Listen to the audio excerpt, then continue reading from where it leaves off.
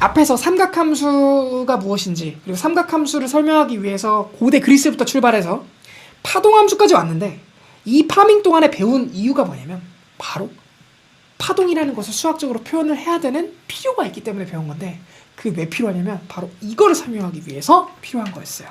뭐냐? 전자기파요. 우리가 지금까지 파동에 대해서 알아봤다면 이제 드디어 전자기파에 대해서 알아보겠습니다. 우리가 19세기까지 여러 가지 물리학적 한분의 진보가 있었어요.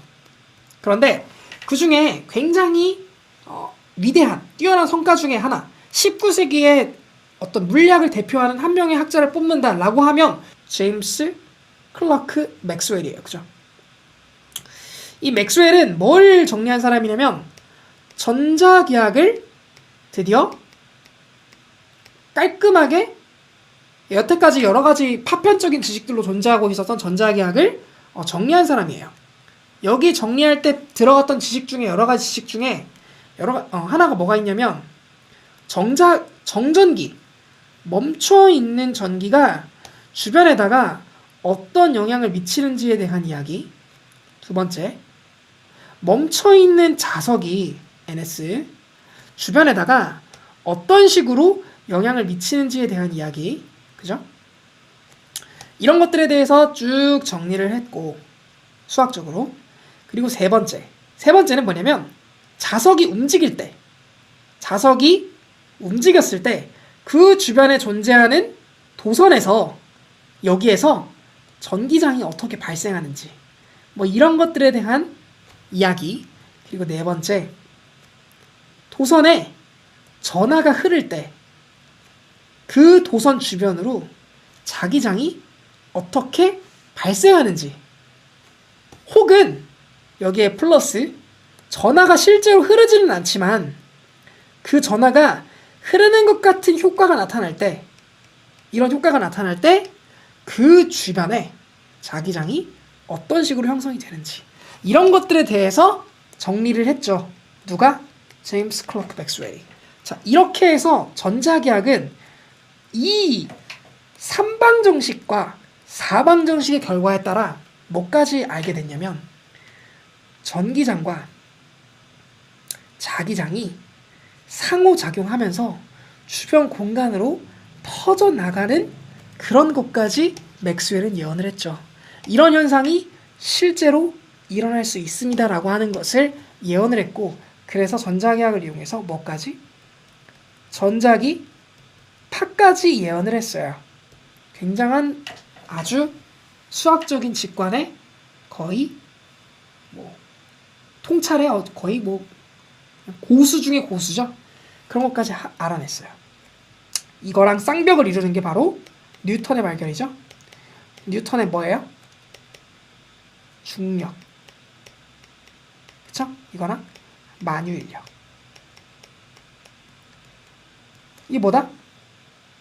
질량을 가지고 있는 존재가 서로 힘을 미치고 있다. 이거잖아요. 그죠? 질량을 가지고 있는 존재가 서로 힘을 미치고 있다. 자, 이건 뭐예요? 이건 무슨 학문이에요? 역학이죠. 그거에다가 플러스 알파로 뭐 했냐면 뉴턴은 빛에 대해서 연구했어요. 그쵸? 빛이 어떤 특성을 가지고 있다? 입자라고 하는 특성을 가지고 있어서, 그것도 7가지의 색깔로 이루어져 있어서 얘가 어떻게 된다? 빨간색부터 자색까지 위치하고 있는 이런 무지갯빛, 그죠? 무지개의 7가지 색깔로 위치하고 있는 이런 입자들의 한 뭉티기다. 그럼 뭉티기라고 해서 얘를 우리가 뭐라고 부르냐면 코어퍼슬이라고 부른다. 그래서 이 코어퍼슬은 여러 가지 성질들이 있는데, 빛이 뭔가 어떤 대상 물질을 만났을 때 반사가 되는 것, 리플렉션. 반사랑 대상 매질을 만났을 때 속도가 바뀌게 되면서 굴절하는 것, 리프랙션. 마찰에 의해서 뭔가 변하는 현상, 반사에 의해서 변하는 현상. 그래서 얘를 우리가 뭐라고 하냐면 반사, 얘를 우리가 굴절. 이런 현상들이 있고, 이걸 통해서 뭐 렌즈며 거울이며 뭐 이런 것들이 어떻게 상을 맺는지, 뭐 이런 것들을 포함한 어떤 걸 발표했냐면 광학을 발표했어요. 그런데 이 뉴턴의 광학은 한계를 부딪히게 되죠. 언제 한계를 부딪히게 되냐면 토머스 영의 뭐가 나왔을 때? 이중슬릿 실험이 등장했을 때. 이중슬릿 실험이 딱 등장하면서 어떻게 됐냐면 빛이라고 하는 게 처음으로 입자라고 하는 논의에서 드디어 얘가 뭐가 됐냐면 파동이 돼요. 빛은 파동이 돼요. 딱 이렇게 파동이 되고, 이중슬릿 실험이 뭐예요? 슬릿이 두 개가 있는데 여기에서 빛을 발사했을 때 이 두 슬릿을 타고 나오는 그 파동이 가운데에서 아주 크게 커다란 파동의 모습을 보이고, 어느 특정한 주기로 계속해서 파동이 약해져요. 약해지는 점이 있고, 어느 특정한 점을 기준으로 계속 파동이 고점 이런 형상을 보이는 거예요. 근데 이게 뭐였을 때만 가능한 거냐면 파동이 만나게 되었을 때, 똑같이 생긴 파동이 만나게 되었을 때 같은 위치에 있는 파동은 더 커지고, 그리고 파동이 위상이 반대가 되었을 때 그 파동이 만나게 되면 위상이 어떻게 된다? 얘가 만나게 되었을 때 그 위상이 이렇게 없어지는, 즉 뭐다? 보강 현상이랑 상쇄 현상이 일어나는데, 이걸 우리가 통칭 뭐라고 하냐면 파동이 서로 만나서 서로가 서로에게 영향을 주었다고 해서 간섭이라고 그래요. 이런 간섭이 나타난다는 거는, 이거는 얘는 입자에서 일어날 수 없는 현상이에요. 절대. 간섭이 입자에서 왜 일어날 수 없어요? 왜냐하면 두 개의 물체가 만났을 때, 입자로 만나면 어떻게 돼요? 운동량 보존 법칙에 의해서, 역학에 따르면 운동량 보존 법칙이라는 게 있잖아요. 그죠? 운동량 보존. 이것 때문에 어떻게 돼요? 운동량을 교환하죠. 그쵸? 운동량을 교환해요. 그러니까 입자는 서로 만나면 운동량을 교환하는데, 파동은 서로 만나면 간섭을 일으켜요. 그래서 파동이 그 에너지가 커지기도 하고 작아지기도 하는데, 그래서 두 개의 소스에서 출발한 파동은 서로가 서로를 강하게도 만들고 약하게도 만들고, 그 강하게 약하게 만드는 건 다 뭐 때문에 차이 나는 거예요? 파장 차이. 그죠? 얘가 만약에 반파장의 짝수배로 차이가 나면 그러면 보강이 되고, 이 파장 차이가 만약에 반파장의 홀수배로 차이가 나면 그게 상쇄가 되는, 이런 현상이 일어나는 거예요. 어디에서? 간섭에서. 쫙 이렇게 일어나는 거예요. 그래서 세졌다 약해졌다, 세졌다 약해졌다, 세약 이렇게 되는 거예요. 뭐가? 이중슬릿 실험 쫙 하면 빛이 두 소스에서 세지고 약해지고가 스크린에 쫙 나타나는 거지. 그게 바로 이중슬릿 실험인데, 이걸 통해서 파동성이 입증이 되고, 이 이후에 누가 등장해요?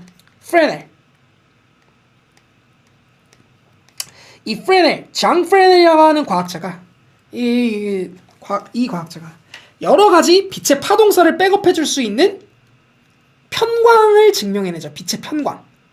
이 편광이라는 거는 빛이 파동이라는 가정을 하고 나서 여러 가지 실험 모델을 디자이닝 한 다음에 그걸 한 건데, 빛이 파동이 아니라면 이런 편광 현상이 일어날 수가 없어요. 왜? 편광이라는 건 뭐냐면 파동이 형태를 띈 어떤 에너지의 흐름이 한쪽 방향으로 정렬하는 현상을 편광이라고 하거든요. 다시 뭐라고? 파동의 특성을 가지고 있는 에너지의 흐름이 한쪽 방향으로 정렬하는 현상, 이걸 우리가 편광이라고 하는데, 입자는 이런 편광이 일어날 수가 없는 게, 입자가 진동하고 있는, 물론 입자의 흐름은 떨림 자체가 아니잖아요. 그냥 입자는 그냥 이동하는 거예요. 그냥 뭐 이런 파티클이 그냥 이동하는 거예요. 근데 편광은 그렇지 않아요. 편광은 에너지의 떨림이, 예를 들어서 가로 떨림이 있을 수도 있고 세로 떨림이 있을 수도 있는데, 이런 여러 가지 떨림들이 동시에 존재하는 상태에서 이 떨림이 한쪽 방향으로 정렬되는 현상이 편광이라고 그러거든요. 근데 입자에서 그런 게 있을 수가 없지. 입자는 그냥 예를 들어서 한쪽에 뭔가 이렇게 슬릿 같은 게 있으면 그냥 입자는 그 슬릿을 그냥 통과해 버리는데, 이 편광은 한쪽으로 쫙 정렬한다는 거. 이 정렬하면서 나타나는 현상이 이제 예를 들면 방해석에서 나타나는 이중 편광된 무늬들. 방해석 이렇게 막 돌리다 보면 어떻게 되냐면 방해석 밑으로 똑같은 글자가 막 두 개로 쪼개서 보이는데 희한한 건 뭐냐면 그 방에서 위쪽에다가 편광 필름을 놓고 편광 필름을 막 돌리면 밑에 있는 글씨가 보였다가 위에 있는 글씨가 보였다가 막 이런 일이 일어나요. 그런 일들. 그런 편광 실험을 통해서 빛의 파동성을 더 입증을 해서 빛이 파동으로 콱 낙인이 찍히죠. 이제 풀어낼 때 빛이 파동으로 콱 낙인이 찍혀요. 딱 찍히고 나서 이제 빛은 파동이다라는 걸 알고 있었는데 이 이후에 제 컨텐츠 중에 조회수가 제일 많은 거 빛의 속도를 어떻게 우리가 알아냈는지에 대한 인류의 어떤 여러 가지 학문적인 도약들이 있죠. 아주 옛날부터 빛의 속도가 어떻게 계산돼 빛의 속도가 무엇일지를 궁금해하는 사람들이 있었잖아. 그 사람들이 열심히 빛의 속도를 계산해 봤더니 그 빛의 속도가 이 빛의 속도가 얼마가 나왔어요. 얘가 얼마가 나왔는데 놀랍게도 맥스웰이 자기 방정식으로 유도한 이 전자기파의 속도 C랑 요 빛의 속도 C의 결과값이 같다는 사실을 알아내고 그를 통해서 뭐가 빛도 전자기파다 라고 하는 것을 드디어 알아내죠. 그래서 전자기학이랑 뭐가 통합이 돼요? 맥스웰 때? 광학이 통합이 돼요. 그래서 빛을 다루는 광학은 토마스형 이후로 파동으로 다루기 때문에 파동광학이라고 불러요. 파동광학이라고 불러요. 그래서 빛을 서술하는 건 전부 다 뭘로 서술해야 돼요? 파동함수로 서술해야 돼요. 이렇게. 그래서 우리가 여태까지 파동함수에 대해서 배웠던 거예요.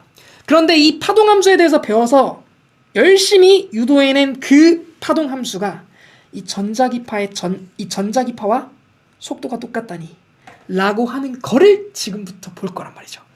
이 이후에 파동광학이 전자기학이랑 합쳐지게 된 그 이야기를 뭐를 통해서 볼 거냐? 맥스웰 방정식을 통해서 전자기파의 속도를 계산함을 통해서 볼 거예요. 갑니다. 가요. 시간이 12시 13분. 자, 갑니다. 맥스웰 방정식. 맥스웰 이퀘이션. 그 중에서 우리는 두 가지를 볼 거예요. 두 가지. 첫 번째, 뭘 볼 거냐? 맥스웰 3방정식입니다. 자, 맥스웰 3방정식은 어떤 내용이냐면요. 이런 내용이에요. 이런 내용. 자, 아까 전에 얘기했던 이거거든요, 사실. 요건데, 요거예요. 예를 들어서 이런 거예요. 쫙 자석이 있어요. N극. 이 N극 바깥으로는 뭐가 돼요? 이렇게. 자기장 선이 이렇게 나가겠죠. 요 주변에 도선이 이렇게 쫙 있어요. 이렇게. 도선이 있는데, 여러분 배웠을 거예요. 렌츠의 법칙이라고 해서 이 N극 자석이 요 N극 자석이 도선이랑 가까워지잖아요. 그러면 요 도선을 통과하는 이 도선의 면 있죠. 요 도선의 요 면 있잖아요. 요 단면을 통과하는 얘 있죠. 얘. 이런 화살표들 얘들. 이게 자기장선이라고 했는데 요 자기장선 있죠. 요게 점점 증가하면 증가할수록 요 자기장선에 반대되는 방향으로 에너지가 유도가 돼요. 어떻게 다시? 얘가 증가하잖아요. 얘가 막 증가하잖아요. 이렇게. 그럼 요 자기장선에 반대되는 방향으로 에너지가 형성이 돼요. 그러니까 이렇게 형성이 돼요. 쭉. 아이고. 이렇게 형성되거든? 이런 식으로 밀어내려고 그래. 너 오지 마! 이렇게 형성이 돼요. 얘가 형성이 되려면, 이 자기장이 형성이 되려면 어떻게 돼야 되냐면, 여기에 뭐가 생겨야 돼요? 유도 전기장이 생겨야 돼요. 얘를 촥 막아주는 유도 전기장이 발생해야 돼요. 이게 수학적으로 알아낸 게 아니라, 실험 결과에 의해서 알아낸 거예요. 이런 실험 결과를 누가 알아냈냐? 그 유명한 마이클 패러데이가 알아냈어요. 그래서 얘를 마이클 패러데이의 법칙이라고 부르고 그놈을 어떤 식으로 쓰냐면 이렇게 써요. 인테그랄이에요. 인테그랄의 전기장에 그놈의 뭐다? 전기장을 따라가는 어떤 특별한 라인. 그 라인을 어떻게 한다? 얘를 그냥 적분하는 게 아니에요. A에서 B까지 이렇게 그냥 적분하는 게 아니라 이놈의 라인이 있는데 예를 들어서 전기장이 이렇게 형성이 되었다. 이런 식으로 전기장이 형성이 되었는데 그 전기장 주변에 느악 하는 이런 특별한 어떤 고리, 한 바퀴 돌아서 제자리 오는 고리 있죠. 이 한 바퀴 돌아서 제자리 오는 고리, 이 고리 한 바퀴를 적분을 한 녀석이에요. 이게 어떻게 한다? 전기장 안에 들어있는 어떤 특정한 고리 한 바퀴를 뺑 둘러서 적분을 한 녀석을 우리가 뭐라 하냐면 순환적분이라고 해요. 한 바퀴 둘러서 적분한 거. 선 따라서 쫙 한 바퀴 제자리 돌아갈 때까지의 적분을 우리가 순환적분이라고 부르는데 그 순환적분. 한 바퀴 돈 놈을 적분한 거. 요거. circulation E.dl. 이놈이 얘가 뭐냐? 얘가 마이너스 n. 이건 뭐냐면 요건 요 감은 횟수예요. 얘는 n이 1이겠지. 도선의 한 바퀴의 횟수. 도선이 감겨져 있는 횟수예요. 횟수. 그놈의 dt분의 d 파이 b다. 이렇게 가요. 자, 굉장히 어려운 용어들이 막 나오고 있어. 자, 파이 b는 뭐냐면은 얘는 자기장, b는 자기장을 나타내는 그 수학적 기호잖아요. 그죠? 자기장이 얼만큼의 그 자기장 선이 그려져 있는지. 자기장 선이라는 건 뭐냐면 얘를 우리가 또 정의를 해봐야겠네. 얘를 어떻게 정의하냐면 예를 들어서 어떤 단면이 있어요. 쭉 이렇게 어떠한 단면이 있는데 요 단면을 통과하는 자기장, 이렇게 쭉 요 단면을 통과하는 자기장이 있어요. 이렇게 자기장이라고 하거든. 요 단면을 우리가 뭐라고 하냐면 A 이렇게 쓸 수 있잖아, 그죠? 단면 면적이니까 요 면적 상에 통과하는 요 자기장이 얼마인지 그거를 구하는 게, 그거를 나타내는 게 바로 요 자기장, 요 파이 b라고 하는 녀석이에요. 얘를 파이 b를 뭐라고 부르냐면 자기장, 우리 왜 꽃 있죠? 꽃을 이렇게 한 뭉치를 딱 잡아가지고 이게 묶어요. 이렇게 꽃을 착 묶어요. 꽃이 이렇게 있는데 한 뭉치를 잡아가지고 이렇게 묶어요. 이걸. 얘 뭐라 그래요? 얘를 꽃 다발 이렇게 얘기하죠. 꽃 다발. 마찬가지. 얘를 뭐라 하냐면 자기장 다발이라 그래. 다발. 이렇게 불러요. 근데 재밌는 건 뭐냐면 요 자기장이, 수학적으로 조금 엄밀해져 볼게요. 요 자기장이 얘가 이렇게 통과할 수도 있잖아. 여기 면 있잖아요. 여기 면이 있는데 이렇게 통과할 수도 있잖아. 이렇게 통과할 수도 있잖아. 아, 이러면 안 되는 거지. 이거는 아니에요, 그죠? 이렇게 통과 안 된단 말이야, 그죠? 이렇게 통과하는 놈들이 있을 수 있으니까 이렇게 통과하는 놈들은 안 되잖아, 그 적용이. 그래서 얘를 어떻게 해줘야 되냐면 얘가 자기장인데 이 자기장은 여러분 보시다시피 벡터예요. 벡터. 화살표. 그죠? 근데 이 자기장이 탁 통과해 갈 때 예를 들어서 얘가 요 면을 통과하고 있죠. 근데 얘는 지금 자기장이 들어오고 있네. 그쵸? 그럼 어떻게 하냐면 요 면 있죠. 요 면은 얘는 면이니까 크기밖에 없는데 요 놈에 수직하면서 그놈의 크기가 1인 그런 뭘 만들어? 이런 단위 벡터를 만들 수가 있어요. 뭐라고? 뭐라고? 어떻게 하냐면 이 면에 수직이면서 크기가 1인 단위 벡터를 만들 수 있어요. 그러면 이 면을 어떻게 바꿀 수가 있냐면 면 벡터로 바꿀 수가 있어. 이 면 전체 크기가 수직으로 생겨있는 그런 벡터를 만들 수가 있어. 이걸 뭐라고 부르냐면 면 벡터라고 불러요. 면 벡터. 이거 왜 만드는 거냐면 이렇게 만들어 놓잖아요. 이렇게 만들어 놓으면 이 면의 크기에다가 여기 있는 이 자기장에 뭐만 곱할 수가 있냐면 수직 성분, 즉 이 자기장이 이렇게 수직으로 들어오는 성분만 곱해낼 수가 있는 수학적 도구를 만들 수가 있어요. 어떻게 하면 돼? 우리 배웠잖아요, 그죠? 자기장에다가 면 벡터를 내적하면 돼요. 그럼 면 벡터 쪽으로 자기장이 전부 다 콱 찍힐 거란 말이지. 다시. 면 벡터 쪽으로 자기장이 콱 찍힐 거란 말이야. 뭐라고요? 어떻게 된다고? 다시. 자, 면이 있는데 이 면에 자기가 이렇게 통과를 만약에 이렇게 통과를 하는데 그 자기가 통과한 놈을 수직 성분만 보고 싶어가지고 뭐라 하냐면 꼼수를 쓰는 거지. 어떻게 하는 거야? 이 면이 수직이 되는 일자리 벡터를 만드는 거예요. 그러면 요 면의 크기에다가 요 일자리 벡터를 곱하면 어떻게 되냐면 이 전체 면에 쫙 벡터 성분이 생겨요. 그럼 요 면의 벡터 성분에다가 이 자기장을 내적을 해주면 어떻게 돼? 요 면 벡터에다가 이 자기장을 내적을 해주면 어떻게 돼? 요 면 벡터 성분에 요 장이 콱 찍혀요. 이렇게 얘가 콱 찍히면서 어떻게 돼? 수직 성분이 되지. 그래서 이거는 뭐냐? 수직 성분을 나타내주기 위해서 내적을 촥 해주는 거예요. 이렇게 탁.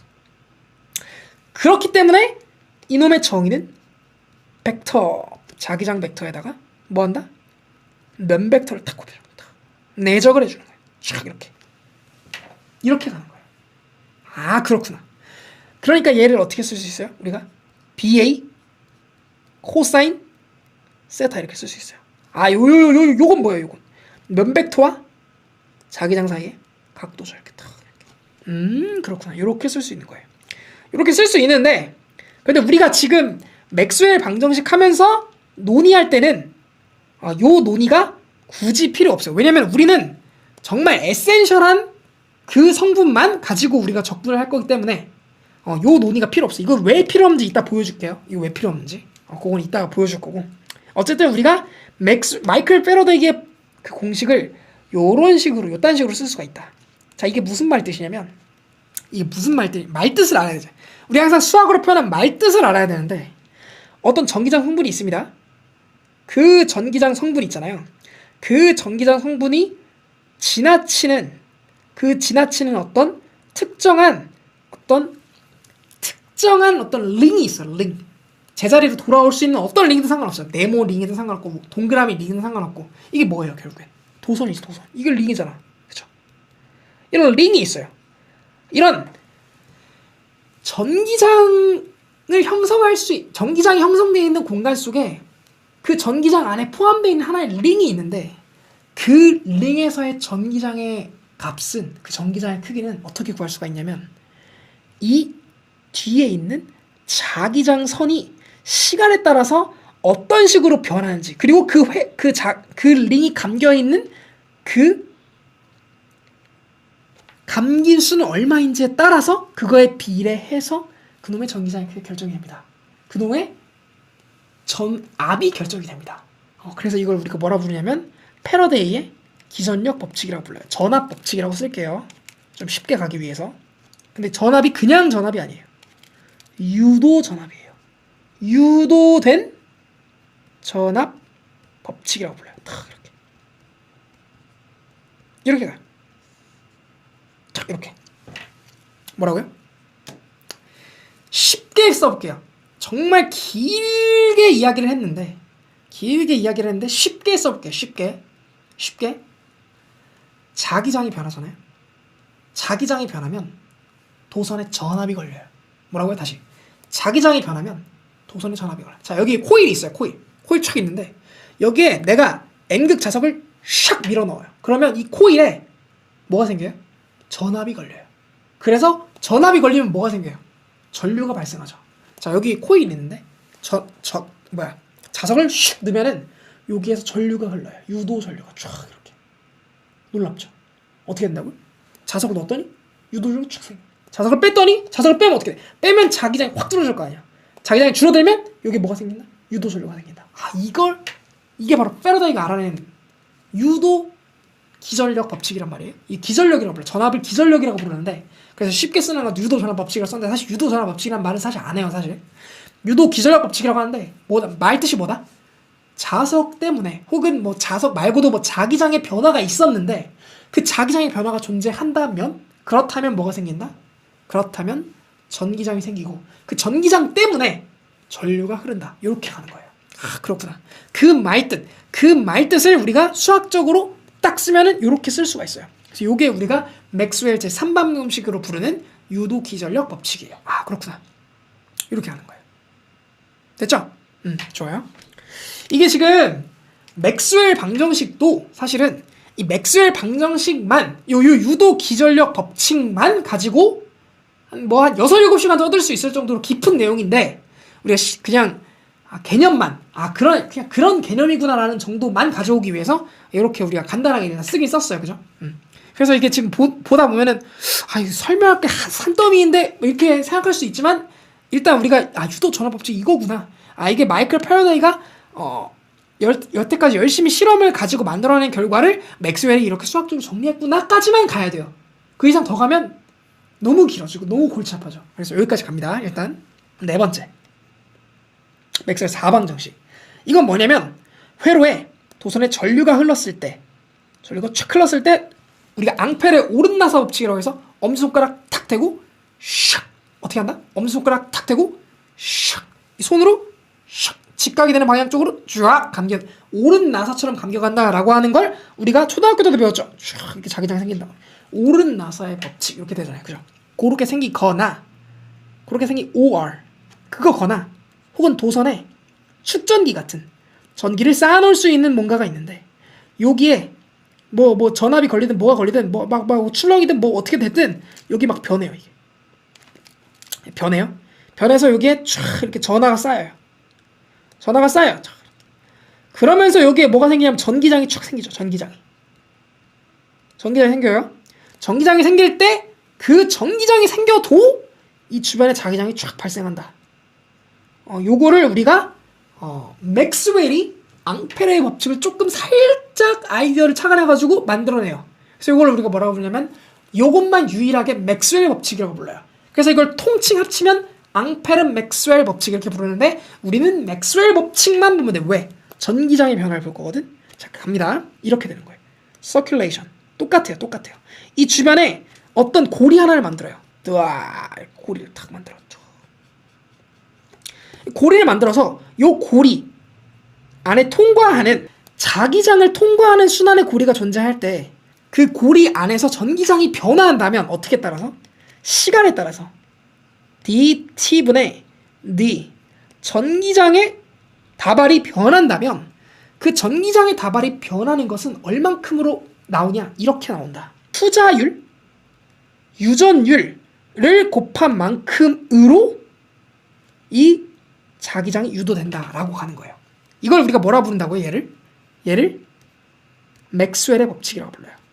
맥스웰 법칙. 이렇게. 왜? 맥스웰이 알아냈거든.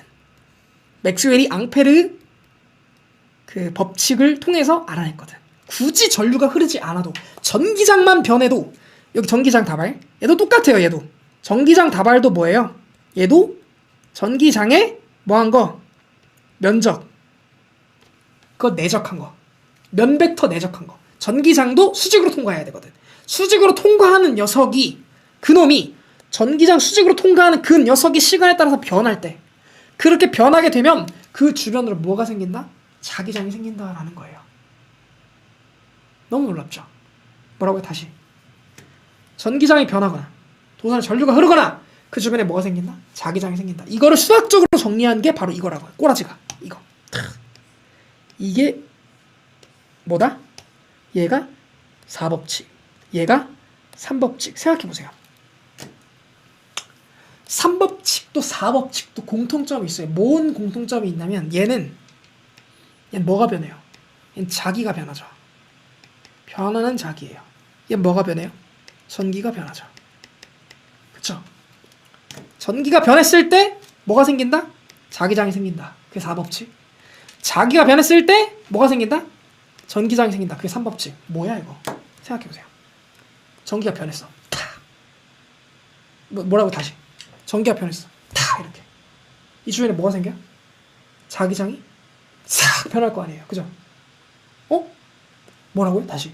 전기가 탁 변했는데 자기장이 촥 생겼어요. 그죠? 근데 이 자기장은 이 자기장은 뭐 안 변하나? 얘 어떻게 되나? 0에서 생겼다 사라질 거 아니에요. 뭐라 다시 0에서 생겼다가 사라질 거 아니에요. 전기장 촥 변했어. 자기장 촥 변했지. 뭐가 생겼어 이제? 이 변한 자기장 때문에 전기장 촥 변하죠. 또 뭐가 생겨? 자기장 또 촥 변하죠. 또 여기서 뭐 어떻게 돼? 전기장 촥 어떻게 돼요? 쓱 변하잖아요. 변함이 어떻게 된다? 딱 이렇게 변함이 지들끼리 지지고 볶고. 근데 이게 제자리에서만 생기나?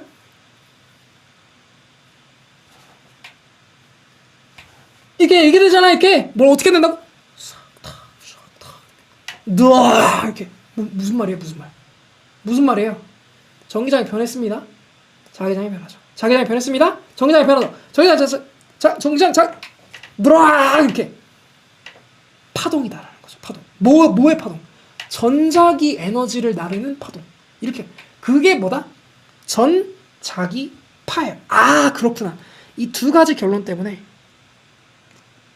얘 때문에 뭘 우리가 추측해 볼 수 있는 거야? 맥스웰은. 이게 맥스웰 식 보자마자 그냥 아 그렇구나. 뭐가? 어떻게? 전기가 변했으니까 자기가 변할 거고, 자기가 변했으니까 전기가 변할 거고, 전기가 변했으니까 자기가 변할 거고, 자기가 변했으니까 이렇게 된다는 거예요. 이렇게 공간상으로 쫙 퍼져나가요. 뭐가 변했을 때? 전하가 흔들렸을 때. 전하가 흔들린다는 것을 통해서 공간상으로 퍼져나가는 파동의 흐름. 이거 우리가 전자기파라고 부르죠. 전자기파. 이래서 맥스웰은 전자기파라고 하는 걸 예언할 수 있었고, 이걸 누가 검출을 해내요? 헤르츠가 검출을 해내죠.